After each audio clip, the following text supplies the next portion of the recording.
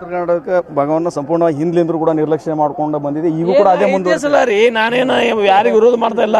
BJP ಇದ್ದಾಗೂ ಇದು ಕೂಗು ಜನತಾ ಪಕ್ಷದಿಂದ ಬಂದಿದ್ದೇನೆ. ನಾನು ಜನತಾ ಪಕ್ಷದಿಂದ ಇದ್ದಾಗೂ ನನಗೆ ಆಗಿಲ್ಲ. ಯಾವ ಪಕ್ಷದವ್ರು ಎಲ್ಲ ಪಕ್ಷದವರು ಒಂದೇ.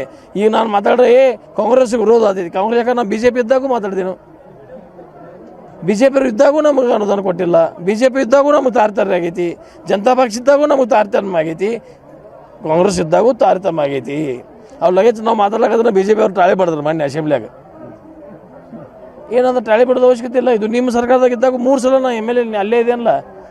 ಸರ್, ಈ ಹಿಂದೆ ಉಮೇಶ್ ಕತ್ತಿಯವರು ಈ ಒಂದು ವಿಚಾರವಾಗಿ ಯಾವಾಗ ಧ್ವನಿ ಎತ್ತಾ ಇದ್ರು. ಅವರು ಆಡಳಿತ ಪಕ್ಷದಾಗ ಇದ್ರು. ಅದೇ ಅವರು ಆಡಳಿತ ಪಕ್ಷದಾಗ ಇದ್ದಂಥವ್ರು. ಈಗೂ ಕೂಡ ತಾವು ಅದೇ ಸ್ಥಾನದಲ್ಲಿ ಇದ್ದೀರಿ. ಇದು ತಾರತಮ್ಯ ಸರಿಪಡಿಸುವ ಒಂದು ವಿಚಾರಕ್ಕೆ ಸಂಬಂಧಪಟ್ಟಂಗ ನೀವು ಅದು ಏನು ಲೆಟರ್ ಬರೆದಿರಿ, ಉತ್ತರ ಕನ್ನಡ ಪ್ರತ್ಯೇಕ ರಾಜ್ಯ ಒಂದಿಲ್ಲ ಒಂದಿನ ಅದು ನಿಶ್ಚಿತ ಅಂತ. ಸರ್ ನೋಡ್ರಿ, ಪ್ರತಿಯೊಂದಕ್ಕೂ ಸಮಯ ಕಾದು ನೋಡ್ಬೇಕು, ಬರ್ಬೇಕು, ಸಮಯ ಬರಬೇಕು.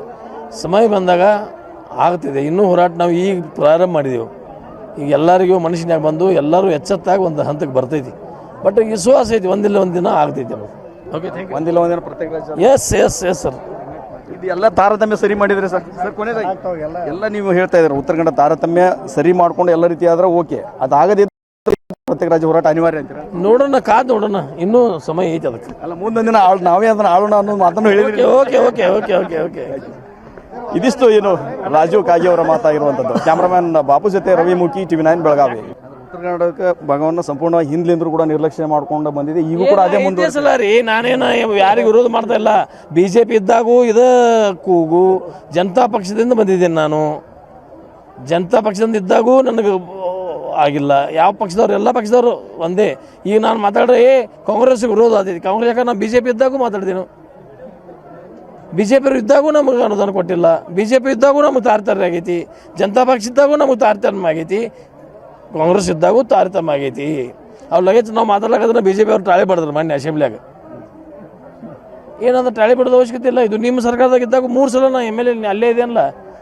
ಸರ್, ಈ ಹಿಂದೆ ಉಮೇಶ್ ಕತ್ತಿಯವರು ಈ ಒಂದು ವಿಚಾರವಾಗಿ ಯಾವಾಗ ಧ್ವನಿ ಎತ್ತಾ ಇದ್ರು. ಅವರು ಆಡಳಿತ ಪಕ್ಷದಾಗ ಇದ್ರು. ಅದೇ ಅವರು ಆಡಳಿತ ಪಕ್ಷದಾಗ ಇದ್ದಂಥವ್ರು. ಈಗೂ ಕೂಡ ತಾವು ಅದೇ ಸ್ಥಾನದಲ್ಲಿ ಇದ್ದೀರಿ. ಇದು ತಾರತಮ್ಯ ಸರಿಪಡಿಸುವ ಒಂದು ವಿಚಾರಕ್ಕೆ ಸಂಬಂಧಪಟ್ಟಂಗ ನೀವು ಅದು ಏನು ಲೆಟರ್ ಬರೆದಿರಿ, ಉತ್ತರ ಕನ್ನಡ ಪ್ರತ್ಯೇಕ ರಾಜ್ಯ ಒಂದಿಲ್ಲ ಒಂದಿನ ಅದು ನಿಶ್ಚಿತ ಅಂತ. ಸರ್ ನೋಡ್ರಿ, ಪ್ರತಿಯೊಂದಕ್ಕೂ ಸಮಯ ಕಾದು ನೋಡ್ಬೇಕು, ಬರ್ಬೇಕು, ಸಮಯ ಬರಬೇಕು. ಸಮಯ ಬಂದಾಗ ಆಗ್ತಿದೆ. ಇನ್ನೂ ಹೋರಾಟ ನಾವು ಈಗ ಪ್ರಾರಂಭ ಮಾಡಿದೆವು. ಈಗ ಎಲ್ಲರಿಗೂ ಮನುಷ್ಯನಾಗ ಬಂದು ಎಲ್ಲರೂ ಎಚ್ಚೆತ್ತಾಗಿ ಒಂದು ಹಂತಕ್ಕೆ ಬರ್ತೈತಿ. ಬಟ್ ವಿಶ್ವಾಸ ಐತಿ ಒಂದಿಲ್ಲ ಒಂದಿನ ಆಗ್ತೈತಿ. ಓಕೆ, ಒಂದಿಲ್ಲ ಒಂದಿನ ಪ್ರತ್ಯೇಕ ರಾಜ್ಯ. Yes sir.